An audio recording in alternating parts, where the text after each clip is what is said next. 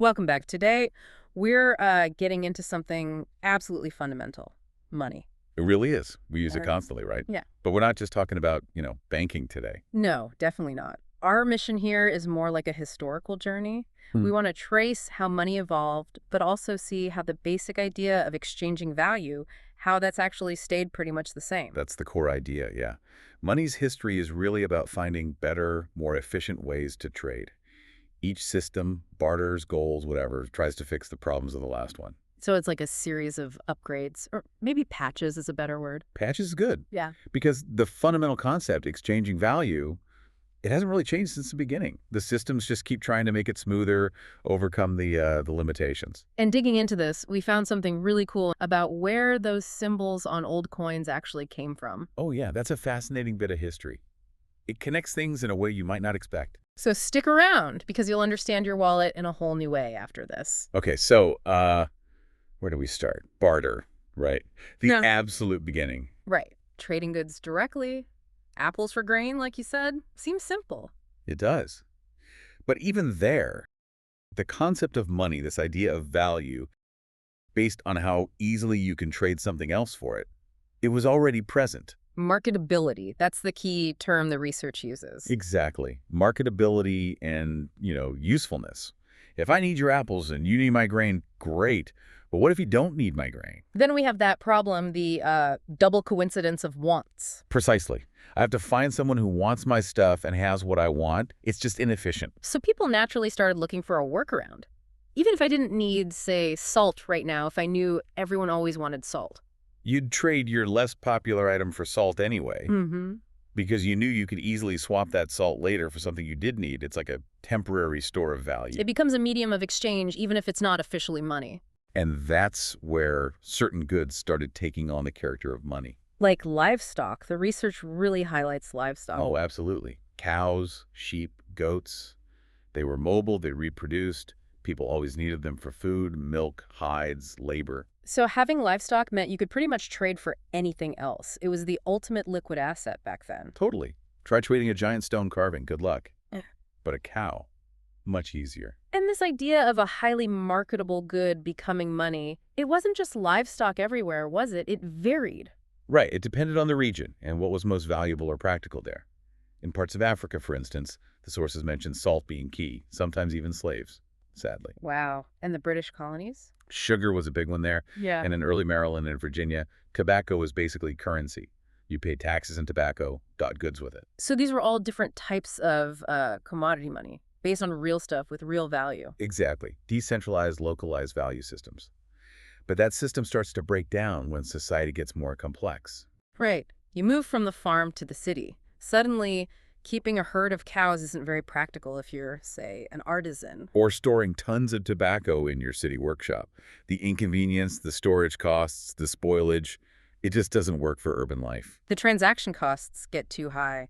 Imagine a blacksmith trying to accept payment in chickens. He'd have to immediately turn around and trade those chickens for metal, for food, for rent.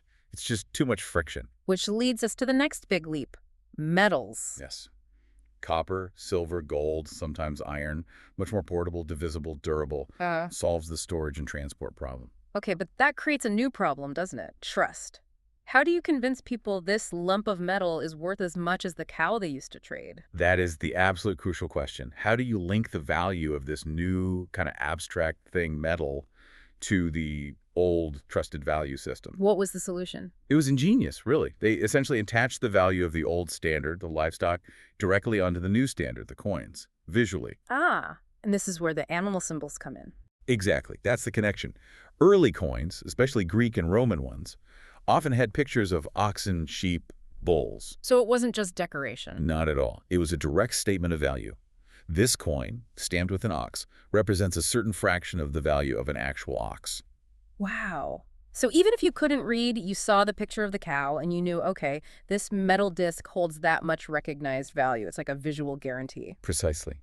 It linked the new, potentially discrusted medium metal back to the universally understood, highly marketable asset livestock. It bridged the gap, solved the trust issue. That is genuinely fascinating. Okay, so metal coins solve the trust and portability issue. But even they weren't perfect, right? Let's move into paper money, decimalization. Right. So society advances further, trade gets more complex, paper money emerges, often as a claim check for metal held elsewhere, like in a vault. Representing an even larger amount of value usually. Easier to carry big sums. Easier, yes. Yeah. But you still have the problem with small transactions, the challenge of change. Right. If I buy something cheap, say bread, and I only have a large silver coin, or later a large paper note, what does the baker give me back? Exactly. Getting change in, like a handful of grain, isn't practical, and getting tiny bits of silver dust is messy and hard to measure accurately. You need small, standardized units. Which leads to the next big innovation, decimalization, breaking down the value into smaller, standard units. But coins stop being primarily about the value of the metal in them. And become more about representing a specific unit of account. Pennies, shillings, cents, whatever the system is. The value is guaranteed by whoever issues the coin, not just the metal itself. It separates the unit of value from the physical material, makes money much more flexible and scalable. Absolutely. And this happened gradually all over the world. Since being introduced in South Africa way back in 1652, it shows this move towards fractional standardized units was kind of an inevitable step for growing economies. So following the thread, barter is inconvenient, livestock is impractical in cities, metal needs trust, which leads to symbols, then metal needs divisibility, which leads to decimalized coins and paper. It really is all about removing friction. That's the constant theme, making trade easier, faster, more efficient to allow society and economies to grow. Okay, which brings us to the really big systems, the ones that shape the modern world. We've had barter, commodity money, metal standards. Then we get into things like the gold standard, Bretton Woods. Right. These are systems designed not just for local trade, but for managing international finance and stability. And again, they were patches, fixes for previous problems. So the gold standard, late 19th, early 20th century, what problem was that fixing? It was trying to fix the chaos of floating currencies. Before that, the value of one country's money versus another could be pretty arbitrary, making international trade risky. So the gold standard said, okay, every major currency is worth a fixed amount of gold, makes exchange rates stable. Exactly. Predictable exchange rates, guaranteed convertibility to gold. It was meant to encourage smooth international trade and investment. Sounds good, but it obviously didn't last. What was its fatal flaw? Its rigidity. The money supply was tied directly to the amount of physical gold a country held. So if you needed more money, maybe to fight a war or stimulate the economy during a downturn. You couldn't just create it. You were constrained by your gold reserves. This inflexibility became a huge problem during crises like World War I, especially the Great Depression. Countries needed to manage their own economies, and the gold standard got in the way. So they needed monetary policy independence, which led to its collapse. Pretty much, yes. Yeah. Which then sets the stage for the next big patch after World War II, Bretton Woods. Okay, what was Bretton Woods trying to solve? The instability that came after the gold standard collapsed. Yes, exactly. It aimed to create stability without the rigidity of the old gold standard. It's kind of a hybrid system. How did it work? Instead of every currency being tied directly to gold, only the U.S. dollar was pegged to gold at a fixed rate, like $35 an ounce. Okay. And then all other major currencies were pegged to the U.S. dollar at fixed rates. So the dollar became the anchor, the new sort of gold, but one step removed. You got it. The dollar became the world's reserve currency. It worked for a while, helped rebuild the post-war economy. But it had its own built-in problem. Which was? Well, for the system to work, the U.S. had to supply enough dollars to the rest of the world for trade and reserves. This meant the U.S. had to run persistent trade deficit. Okay. Eventually, the number of dollars held outside the U.S. grew so large, it far exceeded the actual gold the U.S. had to back them up. That sounds unsustainable. It was. It's called the Triffin dilemma. Foreign countries started getting nervous, wondering if the U.S. could actually honor the gold peg. This led to pressure on the dollar, and ultimately, in 1971, President Nixon unilaterally suspended the dollar's convertibility to gold. The Nixon shock. And that basically ended Bretton Woods. It did. And it pushed us into the system we have now. Freely floating fiat currencies. Where money isn't backed by gold or silver or cows. It's backed purely by government decree and, well, our collective trust in that government and the economy. Exactly. Fiat money is the ultimate inflexibility. No physical constraints. But look at the journey from inconvenient cows to digital transfers. The driver is always overcoming the limitations of the previous system to make exchange easier. That's such a clear way to see it. The whole history, from Barter to Bretton Woods, it's just problem solving on a massive scale, always chasing less friction. And what's really interesting is, even though we have this abstract fiat money now, the principle of what makes a good store of value hasn't changed that much since the barter days. How do you mean? Well, money's the obvious choice today, right? Yeah. But people still look for other things to store value in, things that are considered reliably marketable, just like livestock or saltware. Ah, you mean like investments. Exactly. Think about what people consider safe or valuable long-term stores of wealth today. Okay, well, gold still, obviously. Real estate, maybe. Definitely gold. Physical property, yes.